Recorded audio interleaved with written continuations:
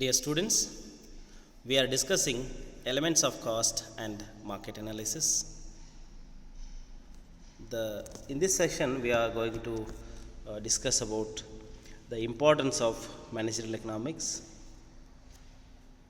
learning objectives to understand the importance of managerial economics, session outcomes. The students will be able to explain the importance of managerial economics. So, what are the points which state or exhibit the importance of managerial economics? The business and industrial enterprise aims at earning maximum profits. A good decision requires fair knowledge of the aspects of the economic theory and the tools of economic analysis which are directly involved in the process of decision making. Since the managerial economics is concerned with such aspects and tools of analysis, it is pertinent to decision making process. Spencer and Siegelman have described many important points of managerial economics for any industrial enterprise. So ಯಾವುದೇ ಒಂದು business ಆಗಿರಬಹುದು, ಅಲ್ಲಿ profit ಮಾಡುವುದೇ ಒಂದು ಮಹತ್ತರವಾದ ಉದ್ದೇಶ ಆಗಿರುತ್ತೆ.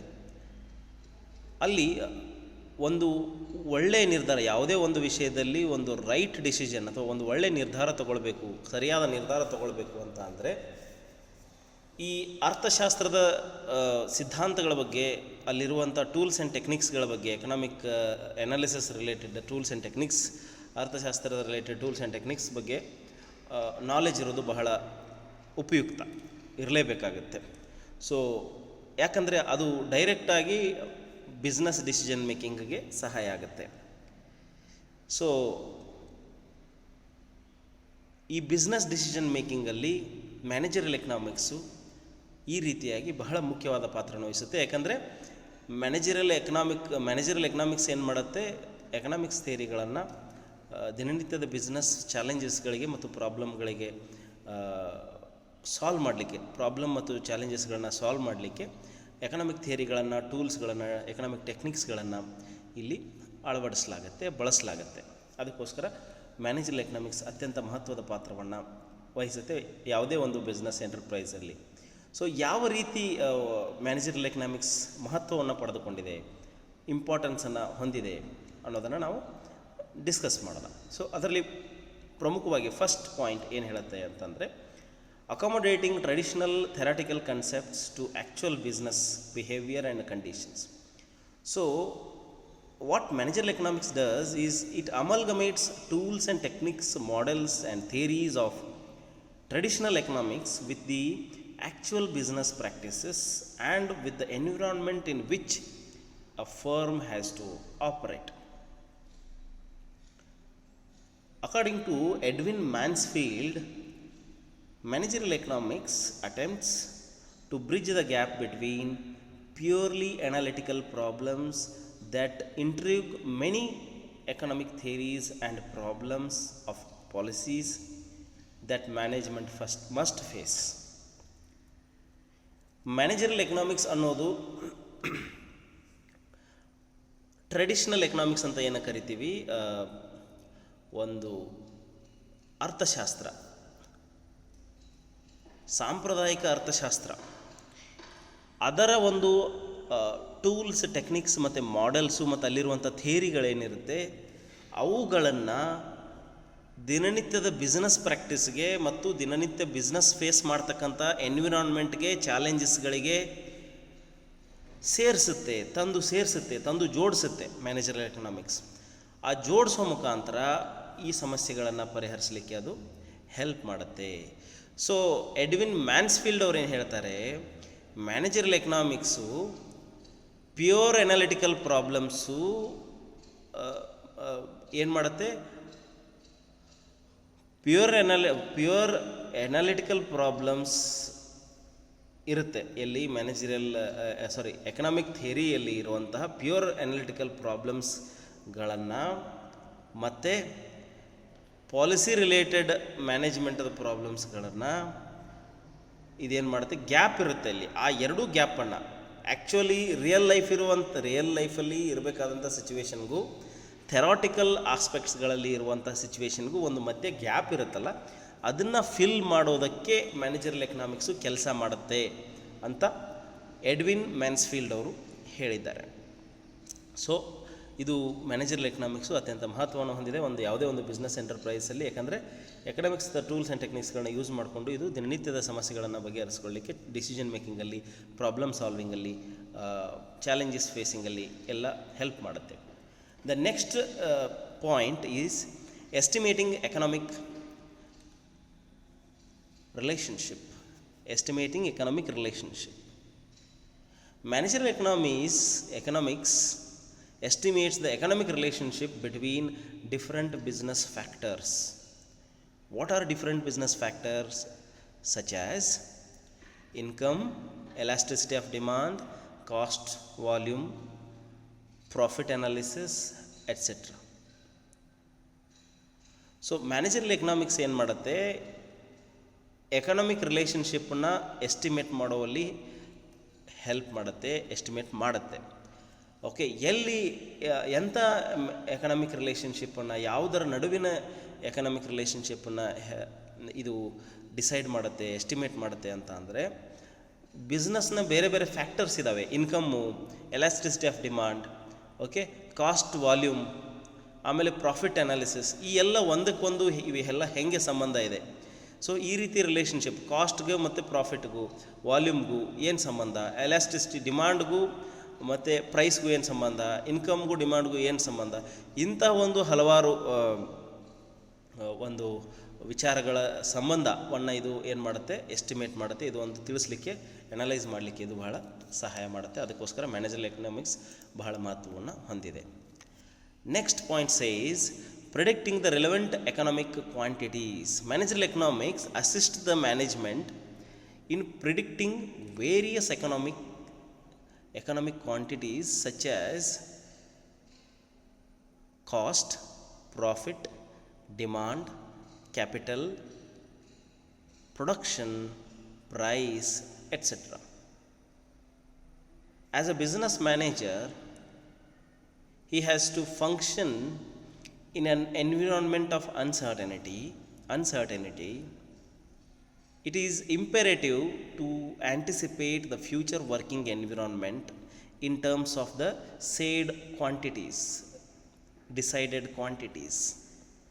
So predicting the relevant economic quantities ಅಂದರೆ ಮ್ಯಾನೇಜರಿಯಲ್ ಎಕನಾಮಿಕ್ಸ್ ಏನು ಮಾಡುತ್ತೆ, ಹಲವಾರು ಎಕನಾಮಿಕ್ ಕ್ವಾಂಟಿಟೀಸ್ಗಳನ್ನ ಇದು ಪ್ರಿಡಿಕ್ಟ್ ಮಾಡುತ್ತೆ. ಮ್ಯಾನೇಜರಿಯಲ್ ಎಕನಾಮಿಕ್ಸು ಎಂಥವುಗಳನ್ನು ಪ್ರಿಡಿಕ್ಟ್ ಮಾಡುತ್ತೆ ಅಂತ ಅಂದರೆ, ಕಾಸ್ಟ್, ಖರ್ಚುಗಳು, ಕಾಸ್ಟ್ಗೆ ಸಂಬಂಧಪಟ್ಟಂತೆ ಇದು ಅನಾಲಿಸಿಸ್ ಮಾಡುತ್ತೆ, ಫೋರ್ಕಾಸ್ಟಿಂಗ್ ಮಾಡುತ್ತೆ, ಕಾಸ್ಟನ್ನು ಅನಾಲಿಸಿಸ್ ಮಾಡುತ್ತೆ, ಡಿಸೈಡ್ ಮಾಡುತ್ತೆ, ಎಷ್ಟು ಕಾಸ್ಟ್ ಆಗುತ್ತೆ ಅನ್ನೋದನ್ನು ಎಸ್ಟಿಮೇಟ್ ಮಾಡುತ್ತೆ.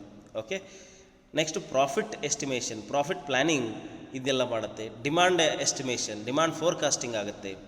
ನೆಕ್ಸ್ಟ್ ಕ್ಯಾಪಿಟಲ್ ಎಷ್ಟು ಬೇಕಾಗ್ಬೋದು ಇದನ್ನು ಅದು ಪ್ರಿಡಿಕ್ಟ್ ಮಾಡುತ್ತೆ. ನೆಕ್ಸ್ಟ್ ಪ್ರೊಡಕ್ಷನ್ ಕ್ವಾಂಟಿಟಿ ಎಷ್ಟಿರಬೇಕು ಅದನ್ನು ಪ್ರಿಡಿಕ್ಟ್ ಮಾಡುತ್ತೆ, depending upon the demand, cost, all the other resources. Price ಎಷ್ಟಿರಬೇಕು ನಮ್ಮ ಡಿಮಾಂಡ್ಗೆ, ನಮ್ಮ ಕಸ್ಟಮರ್ಸ್ಗೆ, ನಾವು ಸಕ್ಸಸ್ಫುಲ್ ಆಗೋದಕ್ಕೆ, ಸೇಲ್ಸನ್ನು ಚೆನ್ನಾಗಿ ಮಾಡೋದಕ್ಕೆ, ಪ್ರಾಫಿಟನ್ನು ಮಾಡಲಿಕ್ಕೆ what should be the price. ಇವೆಲ್ಲ price, demand, capital, production, price, cost, all these aspects are interlinked. So ಇವೆಲ್ಲವುಗಳ ಒಂದು ಕ್ವಾಂಟಿಟಿಗಳನ್ನು ಡಿಸೈಡ್ ಮಾಡಲಿಕ್ಕೆ managerial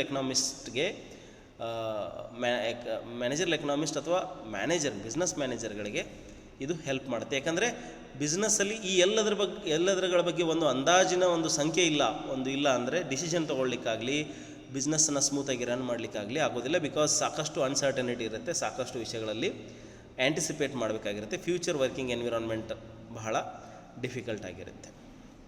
Okay, so next point, understanding the significant external forces. So the management has to identify all the important factors that influence the business. These factors are considered to be, in two broad categories. That is, one is external factor, another one is internal factors. So managerial economic plays an important role by assisting the management in understanding these factors.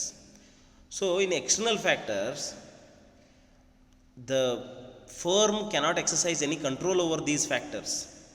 The plans and policies of the government and the plans and policies of the firm should be formulated in the light of these factors for the external factors, because we don't have any control over them. Okay, we can only adjust to the external factors. We can adjust our plans and policies in accordance with the external factors. Significant external factors impinging on the decision making process of a firm are economic system of the country, business cycles, fluctuations in the national income and national production, industrial policy of the government, trade and fiscal policy of the government, taxation policy, licensing policy, trends in foreign trade or of the country, general industrial relations in the country, and so on. These are all the macro factors, which are external factors. The business does not have any control over them. But what business can do in this situation is only to plan according to the situation.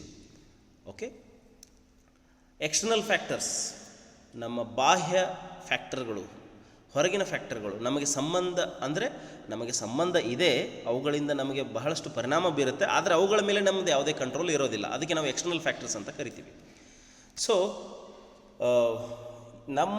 ನಮ್ಮ ಬಿಸ್ನೆಸ್ನ ಯಾವುದೇ programmes ಆಗಿರಲಿ, policy ಆಗಿರಲಿ, ಯಾವುದೇ ಒಂದು ಮಹತ್ವವಾದ decision ಆಗಿರಲಿ, ಅವುಗಳನ್ನು ಈ ಒಂದು ಎಕ್ಸ್ಟರ್ನಲ್ ಫ್ಯಾಕ್ಟರ್ಸ್ಗಳ ಇವುಗಳನ್ನು ಆಧರಿಸಿ ಆ ತೀರ್ಮಾನಗಳನ್ನು, ನಾವು ಡಿಸಿಷನ್ಗಳನ್ನು ತಗೊಳ್ಬೇಕಾಗುತ್ತೆ. ಯಾಕಂದರೆ ಎಲ್ಲ ಎಕ್ಸ್ಟರ್ನಲ್ ಫ್ಯಾಕ್ಟರ್ಸ್ಗಳು ನಮ್ಮ ಮೇಲೆ ಪರಿಣಾಮ ಬೀರುತ್ತೆ, ಆದರೆ ನಾವು ಅವುಗಳನ್ನು ಕಂಟ್ರೋಲ್ ಮಾಡಲಿಕ್ಕೆ ಆಗೋದಿಲ್ಲ, ನಾವು ಅವುಗಳನ್ನ ಬದಲಾಯಿಸಲಿಕ್ಕೆ ಆಗೋದಿಲ್ಲ. ನಾವು ಏನು ಬದಲಾಯಿಸ್ಬೋದು ಅಂದರೆ ನಮ್ಮ ಒಂದು ಪ್ಲ್ಯಾನ್ ಆ್ಯಂಡ್ ಪಾಲಿಸಿಗಳನ್ನು ಮಾತ್ರ ಬದಲಾಯಿಸ್ಬೋದು. ಎಲ್ಲ ಎಕ್ಸ್ಟರ್ನಲ್ ಫ್ಯಾಕ್ಟರ್ಸ್ಗಳನ್ನು ನಾವು ಬದಲಾಯಿಸಲಿಕ್ಕೆ ಆಗೋದಿಲ್ಲ. ಎಕ್ಸ್ಟರ್ನಲ್ ಫ್ಯಾಕ್ಟರ್ಸ್ಗಳಂದರೆ ಯಾವ್ಯಾವುದಿರುತ್ತೆ ಒಂದು ಕಂಪನಿಯ ಒಂದು ಎಕ್ಸ್ಟರ್ನಲ್ ಫ್ಯಾಕ್ಟರ್ಸ್ಗಳಲ್ಲಿ ಏನೇನು ಬರುತ್ತೆ ಅಂದರೆ, ಒಂದು ದೇಶದ ಎಕನಾಮಿಕ್ ಸಿಸ್ಟಮ್, ಯಾವ ದೇಶದಲ್ಲಿ ನೀವು ಬಿಸ್ನೆಸ್ ಮಾಡ್ತಾ ಇದ್ದರೆ ಆ ದೇಶದ ಎಕನಾಮಿಕ್ ಸಿಸ್ಟಮ್ ಆಗಿರ್ಬೋದು, ಆ ದೇಶದಲ್ಲಿರುವಂಥ ಬಿಸ್ನೆಸ್ ಸೈಕಲ್ಸ್ ಆಗಿರ್ಬೋದು, ನ್ಯಾಷನಲ್ ಇನ್ಕಮಲ್ಲಿ ಆಗುವಂಥ ನ್ಯಾಷನಲ್ ಪ್ರೊಡಕ್ಷನ್ ಮತ್ತು ನ್ಯಾಷನಲ್ ಇನ್ಕಮಲ್ಲಿ ಆಗುವಂಥ ಫ್ಲಕ್ಚುಯೇಷನ್ಸ್ ಆಗಿರ್ಬೋದು, ಗೌರ್ಮೆಂಟ್ದ ಇಂಡಸ್ಟ್ರಿಯಲ್ ಪಾಲಿಸಿ ಆಗಿರ್ಬೋದು, ಟ್ರೇಡ್ ಆ್ಯಂಡ್ ಫಿಸ್ಕಲ್ ಪಾಲಿಸಿ ಆಗಿರ್ಬೋದು, taxation policy, licensing policy, foreign trade trends ಆಗಿರಬಹುದು, ಆಮೇಲೆ general industrial relations in the country. ಈ ಎಲ್ಲ ವಿಷಯಗಳ ಮೇಲೆ ಒಂದು ಕಂಪನಿ ಯಾವುದೇ ಒಂದು ಹಿಡಿತ ಇರೋದಿಲ್ಲ, ಒಂದು ಕಂಟ್ರೋಲ್ ಇರೋದಿಲ್ಲ. ಸೊ ನಾವು ಅದನ್ನು ಬದಲಾಯಿಸಲಿಕ್ಕೆ ಆಗೋದಿಲ್ಲ. ಆದರೆ ಆ ಒಂದು ಫ್ಯಾಕ್ಟರ್ಗೆ ಅನುಗುಣವಾಗಿ, ಆ ಒಂದು ಪಾಲಿಸಿಗೆ ಅನುಗುಣವಾಗಿ, ಅಲ್ಲಿರುವಂಥ ಬದಲಾವಣೆಗಳಿಗೆ ಅನುಗುಣವಾಗಿ ನಮ್ಮ ಒಂದು ಪಾಲಿಸಿಗಳನ್ನು, ಫ್ರೇಮ್ವರ್ಕನ್ನು ನಾವು ಬದಲಾವಣೆ ಮಾಡ್ಕೊಳ್ಬೋದು, ಹೊಂದಿಸ್ಕೊಳ್ಬೋದು. ನೆಕ್ಸ್ಟ್ ಬರೋದು ಇಂಟರ್ನಲ್ ಫ್ಯಾಕ್ಟರ್ಸ್. ಈ ಒಂದು ಸಿಗ್ನಿಫಿಕೆಂಟ್ ಎಕ್ಸ್ಟರ್ನಲ್ ಫ್ಯಾಕ್ಟರ್ಸು, ಫೋರ್ಸಸ್ ಏನಿದೆ, ಇದರಲ್ಲಿ ಇಂಟರ್ನಲ್ ಫ್ಯಾಕ್ಟರ್ಸ್ಗಳು ಬರುತ್ತೆ ಕೆಲವೊಂದು. ಸೊ ಇವುಗಳು ಏನಾಗುತ್ತೆ, ನಮ್ಮ ಕಂಟ್ರೋಲಲ್ಲಿರುತ್ತೆ. All these internal factors, many internal factors which are related to the firm are under the control of the firm. These factors are associated with the business operations. Knowledge of these factors aid to the management in making the sound business decisions. ಈ internal factors ಅಂತ ಅಂದರೆ ಕಂಪನಿಯ ಒಂದು ಕಂಟ್ರೋಲಲ್ಲಿರುವಂಥ, ಕಂಪನಿಗೆ ಸಂಬಂಧಪಟ್ಟ ಮತ್ತು ಕಂಪನಿಯ ಒಳಗಡೆಗೆ ವಿಷಯಕ್ಕೆ ಸಂಬಂಧಪಟ್ಟಂಥ ಹಲವಾರು ವಿಷಯಗಳು, ಹಲವಾರು ಫ್ಯಾಕ್ಟರ್ಗಳು. ಈ ಒಂದು ಫ್ಯಾಕ್ಟರ್ಗಳನ್ನು ಕಂಪನಿ ಕಂಟ್ರೋಲ್ ಮಾಡಬಹುದು. ಓಕೆ, ಈ ಎಲ್ಲ ವಿಷಯಗಳ ಇಂಟರ್ನಲ್ ಫ್ಯಾಕ್ಟರ್ಗಳ ಬಗ್ಗೆ ಕಂಪನಿಗೆ ಒಂದು ಒಳ್ಳೆ ನಾಲೆಜ್ ಇದ್ದರೆ ಒಳ್ಳೆಯ ಬಿಸ್ನೆಸ್ ಡಿಸಿಷನ್ ಮೇಕಿಂಗಲ್ಲಿ ನಮಗೆ ತುಂಬ ಸಹಾಯ ಆಗುತ್ತೆ. Okay, so next point is basis of business policies. So managerial economics is the founding principles of the business policies. Business policies are prepared based on studies and findings of the managerial economics, which cautions the management against the potential upheavals in the national as well as international economy. Thus, managerial economics is helpful to the management in decision making process. So ಏನಾಗುತ್ತೆ ಅಂತಂದರೆ, ಹಲವಾರು business ಪಾಲಿಸಿಗಳನ್ನು ಮಾಡುವಲ್ಲಿ managerial economics ಅದಕ್ಕೊಂದು ಆಧಾರ ಸ್ತಂಭದ ತರಹ ಕೆಲಸ ಮಾಡುತ್ತೆ. ಒಂದು ಬಿಸ್ನೆಸ್ನ ಪ್ರಿನ್ಸಿಪಲ್ಸ್ಗಳನ್ನು ಪಾಲಿಸಿಗಳನ್ನು formation ಮಾಡೋದಾಗಿರಬಹುದು. ಆಮೇಲೆ ಇದೆಲ್ಲ ವಿಷಯಗಳಲ್ಲಿ ಮ್ಯಾನೇಜರಲ್ ಎಕನಾಮಿಕ್ಸ್ ಬಹಳ ಮಹತ್ವದ ಪಾತ್ರವನ್ನು ವಹಿಸುತ್ತೆ. ಆಮೇಲೆ ನ್ಯಾಷನಲ್ ಮತ್ತು ಇಂಟರ್ನ್ಯಾಷನಲ್ ಎಕನಾಮಿಯಿಂದ ಆಗ್ತಕ್ಕಂಥ ಹಲವಾರು ಏರುಪೇರುಗಳೇನಿದೆ ಮತ್ತು ಇಂಟರ್ನ್ಯಾಷನಲ್ ಆ್ಯಂಡ್ ನ್ಯಾಷನಲ್ ಎಕನಾಮಿಯಿಂದ ಆಗ್ತಕ್ಕಂಥ ಹಲವಾರು ಬದಲಾವಣೆಗಳು ನಮ್ಮ ಬಿಸ್ನೆಸ್ ಮೇಲೆ ಏನು ಎಫೆಕ್ಟ್ ಮಾಡುತ್ತೆ, ಅದಕ್ಕೆ ವ್ಯತಿರಿಕ್ತವಾಗಿ ಅಂದರೆ ಅದನ್ನು ತಡೆಗಟ್ಟುವಲ್ಲಿ ನಮ್ಮ ಮ್ಯಾನೇಜರಲ್ ಎಕನಾಮಿಕ್ಸ್ ನಮ್ಗೆ ಏನು ಹೆಲ್ಪ್ ಮಾಡುತ್ತೆ, ಯಾವ ರೀತಿ ನಾವು ಪಾಲಿಸಿಗಳನ್ನು ಪಾಲಿಸಿಗಳನ್ನು ಮಾಡ್ಕೊಳ್ಬೇಕು, ನಮ್ಮ ಬಿಸ್ನೆಸ್ ಪಾಲಿಸಿಗಳು ಮತ್ತು ನಮ್ಮ ಒಂದು ಪ್ರಿನ್ಸಿಪಲ್ಸ್ಗಳನ್ನು ನಾವು ಇಟ್ಕೋಬೇಕಾಗತ್ತೆ ಅನ್ನೋದನ್ನು ಮ್ಯಾನೇಜರಲ್ ಎಕನಾಮಿಕ್ಸು ನಮಗೆ ತಿಳಿಸ್ಕೊಡುತ್ತೆ. Therefore it is the founding basis for the business policy making. So these all the factors say how much important the managerial economics is for a business firm. ಈ ಎಲ್ಲ ಅಂಶಗಳನ್ನು ನೋಡಿದರೆ ನಮ್ಗೆ ಏನು ಅನಿಸುತ್ತೆ, managerial economics ಎಷ್ಟು important ಇದೆ ಒಂದು ಬಿಸ್ನೆಸ್ ಫರ್ಮ್ಗೆ ಅಂತ ನಮಗೆ ತಿಳಿದು ಬರುತ್ತೆ. So this is it for today. Thank you very much.